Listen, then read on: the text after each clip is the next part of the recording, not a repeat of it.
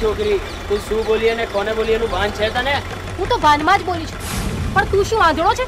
તને આટલું નાનું બાળક દેખાતું નથી? એ છોકરી, આ તારા છોકરાને સંભાળ ને, આમ રસ્તામાં રેડો મુકાય. હું તારી સાથે વાત નથી કરતી અને હું તને આ બાળકની માં દેખાઉં છું?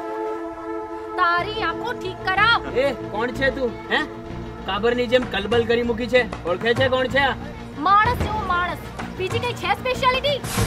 આ છે આ ગામનો ભાવિ પ્રધાન ને આદિત્ય એનું નામ ને વિનાશ એનું કામ, બરાબર ને? એ છોકરી,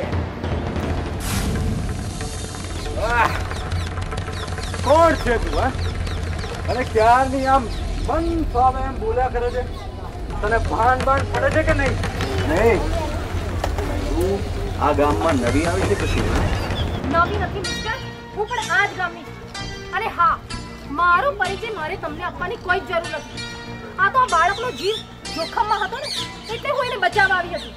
અને હા, સમજાવી દેજો તમારા માણસને કે ગાડી જરા આંખોના ડોળા બહાર કાઢીને ચલાવે. એ હવે તું અહીંથી જવાનો શું લઈશ? અમારે હજી બહુ બધા કામ છે. કે હું પણ કઈ ભિખારણ નથી કે અહીંયા કઈ લેવા ઊભી છું. અમારે હજી ઘણા કામ છે. અને હા, જતા જતા હું એટલું કહેતી જાઉં છું, આ ગામના રસ્તા ધૂળિયા છે, એટલે ગાડી જરા જોઈને ચલાવવાની.